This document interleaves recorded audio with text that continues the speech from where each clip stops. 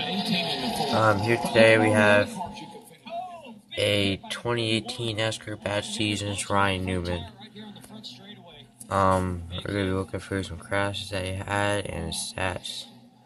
So the reason why his stats: 0 wins, 0 top 5s, top 10s 9, average start of a 15.4, average finish of a 17.2, and 3 DNFs, including this one.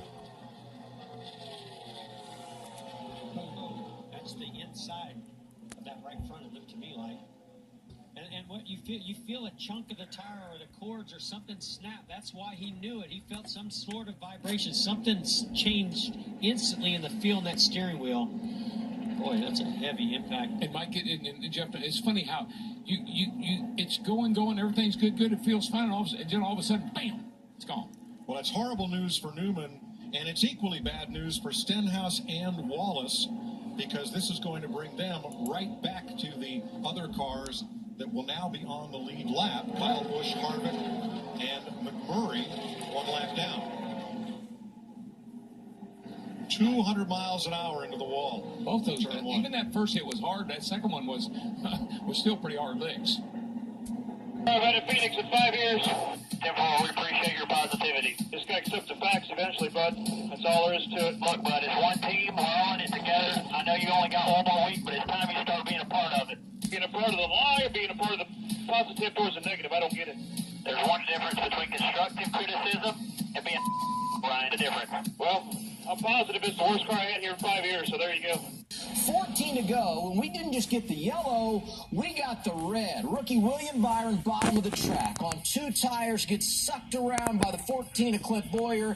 He rides on the hood of Ryan Newman. Several cars involved. Luckily, everybody okay, and the most scary of them all, Byron in the 24. Here's what he said to race. I'm fine. We took 2 tires there, and just didn't have couldn't get it turned on going to wherever's next, and that one definitely hardest hit I've been in, but thankful to be walking, so that's good. You've heard from William Byron. Now we go next level with that crash. The Newman, you got Bowyer, and of course on the bottom, William Byron. So as we see here, William Byron had 2 tires. Clint Bowyer had 4 tires. At this point, Ryan Newman had stayed out. He had 5 laps on his tires, and Kevin Harvick had 4 tires. So Clint and Kevin are trying to get all they can on this restart, thinking that it's probably going to be our William. Right here, you can see the wheels are already turned right. He's loose. When you're 4 wide, especially being on the bottom, the track got freer as the night went on. He gets loose. He's trying to save it. And as the clip rolls here, he can't save it. It snaps on him quick. And then this accident happens. And it turns Bowyer as well. Newman nowhere to go. And you can see Kurt Busch coming into the screen. Somehow is going to be able to sneak by with little or no damage at all. I'm not sure that he got touched. But as you roll it through, look at Bowyer. He slides back down across the track. The same for Byron. Here comes your teammate, Chris Buescher, thinks he's good. McMurray slams him in the side. Yeah, and at that point, it's just there's so much smoke and debris flying. But this is what I really want to point out. You get William Byron right here. He's on the wire, being the race-winning move. I can't believe it. I mean, how the fact that Clint Bowyer doesn't, touch Kevin Harvick and get him loose, and then the mere fact that Kevin stays in the throttle and doesn't hit the wall to save the right side of his car is so impressive. Well, and I was pointing out the fact that Kurt drives by on the bottom, and he's able to make it through as well. You see Alex Bowman get through the grass. Jimmy's coming through the grass. At that point, you're nervous about it messing up the splitter of your race car, but at that point, you're just trying to miss the wreck. Let's look at it one more time. At this point, Newman's already backed out. There goes Byron up into the 14 of Clint Bowyer. Newman is there. There's Brad Keselowski, but here's another driver that gets through that has a solid finish, Ricky Stenhouse. Yeah, he finishes 11th, barely gets through. You can see that Brad got through. Jamie back here, there's so much debris. There's pieces of hood flying. There's debris everywhere. As he comes back down, you can see my teammate, Chris Buescher, thinking he's clear. Got a clear line of sight. Well, unfortunately, Jamie's coming to meet him right in the middle of the grass.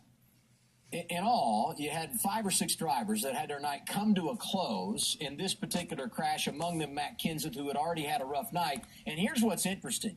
We reset the lineup. Back into the wall. Oh, my God. Huge wreck. The 14 of Clint Bowyer. Look at the damage. 31, Ryan Newman. The 96 of Jeffrey Earnhardt. Man, look at the 14 car. I looked up out the window and saw both cars going up the banking.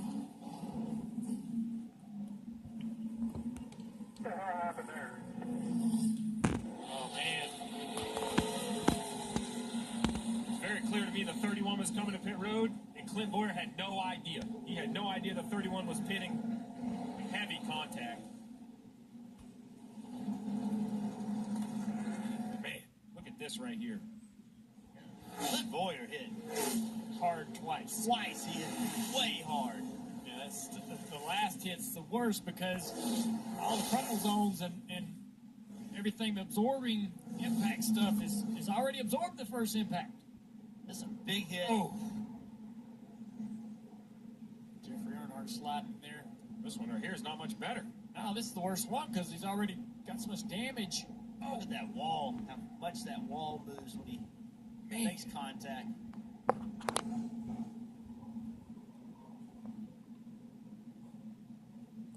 mean, normally you would expect, maybe see a hand waving out the window, but the difference is in speed.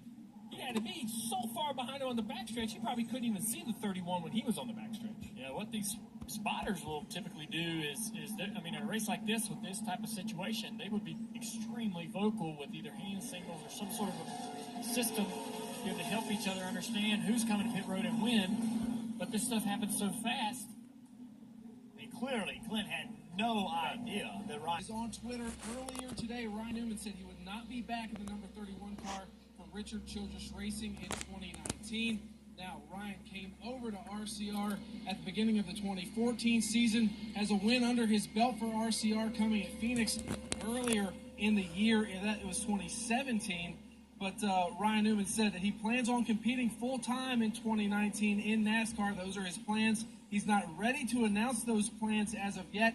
He just knows that that will not be with the 31 team or RCR next season. From the Las Vegas Motor Speedway Garage.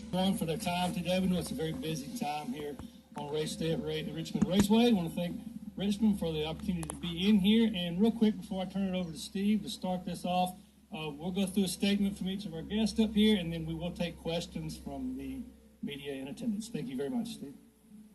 Thanks, Kevin. I want to thank each of you guys for giving us a little bit of time this afternoon. I know it's a pretty hectic afternoon as we get ready for what I think is going to be an incredible race tonight, particularly after the chaos of Vegas. In light of the time crunch, and because I really do want to leave some time for you to have some questions to the two gentlemen on my right, we'll just kind of jump right into it. And we're obviously here to formally announce that Ryan Newman will be joining our organization in 2019. He'll be piloting the number 6 Ford Mustang for us full season next year. And we're absolutely thrilled to bring a driver of Ryan's caliber into our organization. We truly believe that he fits extremely well with the culture that Jack has built and is going to help us compete for wins and championships next year. So, Ryan, real appreciative of your desire to come over and be part of the team and really excited about what we can do together next year. Thank you. I've always been a big appreciator of the history of our sport, and I think that a big part of that has always been Roush and Roush Fenway Racing and what Jack's done and contributed to all forms of motorsports, but specifically in the Cup Garage here, has created a great namesake and an opportunity for me for next year. So I look forward to the opportunity of driving and with the ultimate goal of winning. I'm in a position where I've never wanted to stop, never wanted to quit, never wanted to retire, and want to win a championship. So I look forward to this opportunity. Obviously finishing out this year as strong as we both can in our respective positions, but at the same time, with enthusiasm for the Daytona 500 in 2019.